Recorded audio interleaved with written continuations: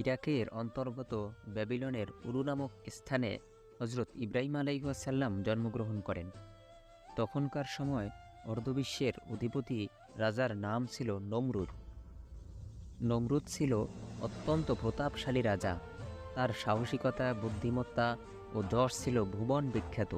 সে নামেমাত্র যুদ্ধের মাধ্যমে সিরিয়া, তুর্কিস্তান, হিন্দুস্তান ও রোম জয় করে বিশাল ভূখণ্ডের একচ্ছত্র অধিপতি হয়।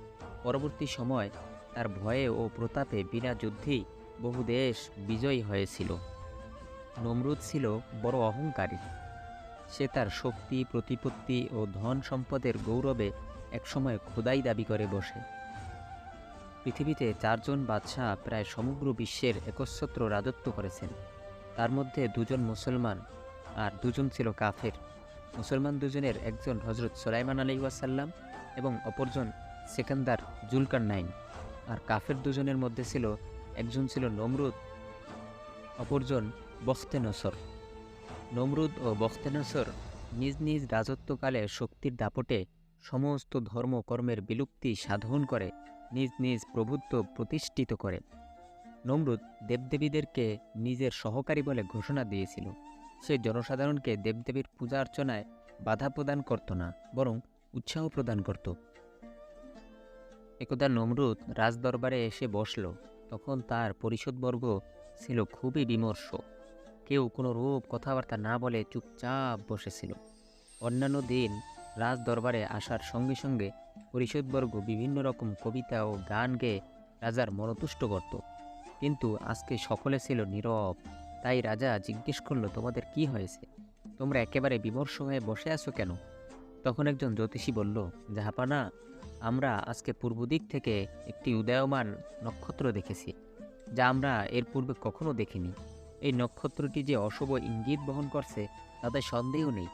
নমরুদ জ্যোতিষীদের কথা শুনে বলল, সে নক্ষত্রটি কীরূপ এবং উহা কি অশুভ বয়ে আনতে পারে? জ্যোতিষীরা বলল, জাহাপানা, নক্ষত্রটি প্রমাণ করছে যে আগামী 2-3 দিনের মধ্যে এক পিতার বীর্য মাতৃগর্ভে প্রবেশ করবে। যে বীর্যে এমন এক সন্তান পয়দা হবে যিনি আপনার রাজ্য ধ্বংস করবে, আপনার খোদাই দাবি অসার করে দেবে। জ্যোতিষীর কথা শুনে নমরুদ খুবই বিচলিত হয়ে পড়ল। জ্যোতিষীদেরকে নমরুদ জিজ্ঞেস করল, এর প্রতিকার কি আছে? জ্যোতিষীরা বলল, জাহাপানা, এর প্রতিকার আপনিই ভালো জানেন, আমরা প্রতিকারের কোনো পথ দেখছি না। তখন নমরুদ বলল, এখনই রাজ্যময় ঘোষণা করে দাও, আজ থেকে আগামী 1 সপ্তাহ কোন মানুষ যেন স্ত্রী সহবাস না করে। এ আদেশ অমান্যকারীকে চরম শাস্তি দেওয়া হবে। নমরুদের নির্দেশের সাথে সাথে সারা দেশে সর্বসাধারণকে আদেশটি জানিয়ে দেওয়া হলো। এদিকে হযরত ইব্রাহিম আলাইহিসসালামের পিতা তারেক, তিনি নমরুদের রাত্রিকালীন পাহারাদারির চাকরি করতেন। নমরুদের ঘোষণা শোনার পর থেকেই স্ত্রী সহবাসের ইচ্ছা তার মধ্যে প্রবল হয়ে উঠল। হযরত ইব্রাহিম আলাইহিসসালামের মাতাও স্বামী সঙ্গের জন্য তদ্রূপ ব্যাকুল হয়ে উঠলেন। এমত অবস্থায় গভীর রাতে তিনি নমরুদের রাজদরবারে চলে আসেন এবং নমরুদের মহলে প্রবেশ করেন। সেখানে তিনি তার স্বামীকে তরবারি ও মশাল নিয়ে পাহারারত অবস্থায় দেখতে পান। দারওয়ান ও অন্যান্য পাহারাদারেরা সকলেই ঘুমিয়েছিল, এমনকি নমরুদও ঘুমে বিভোর ছিল। এমন সময় তারেক নিজ স্ত্রীকে দেখতে পেয়ে দাঁড়িয়ে গেলেন। হঠাৎ কে যেন তার হাতে তরবারি ও মশাল ছিনিয়ে নিয়ে বলল, যাও, স্ত্রীর সাথে মিলন করে আসো। তারেক তখন তড়িৎ গতিতে নিজ শয়ন কক্ষে গেলেন। পিছনে পিছনে তার স্ত্রীও কক্ষে প্রবেশ করলেন। একান্ত নীরবতার মাঝে তাদের উভয়ের মিলন ঘটল। এই মিলনক্ষণে হযরত ইব্রাহিম আলাইহিসসালামের নূর তারিকের পৃষ্ঠ হতে তার মাতার রেহিমে পৌঁছল। পরক্ষণে তারিক স্ত্রীকে সতর্কতার সাথে বাসায় ফিরে যেতে বললেন এবং নিজে নমরুদের মহলে পৌঁছে দেখেন তার বদলি লোকটি মশাল ও তরবারি নিয়ে সেখানে দণ্ডায়মান রয়েছে। তারিককে দেখা মাত্র মশালটি ও তরবারি তার হাতে দিয়ে সে বিদায় হলো।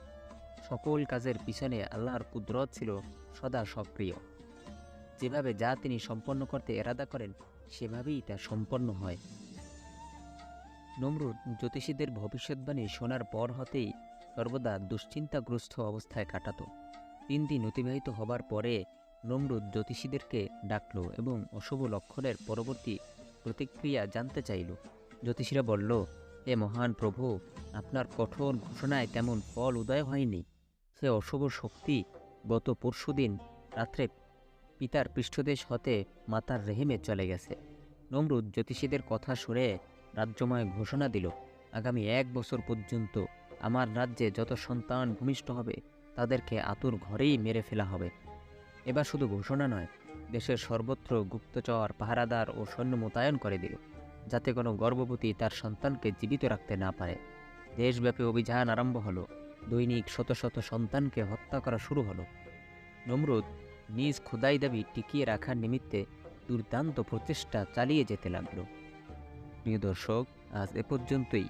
হযরত ইব্রাহিম আলাইহিসসালামের জন্মের পূর্ণাঙ্গ ইতিহাস জানার জন্য আমাদের পরবর্তী ভিডিও দেখার অনুরোধ রইল। আসসালামু আলাইকুম ওয়া রাহমাতুল্লাহ।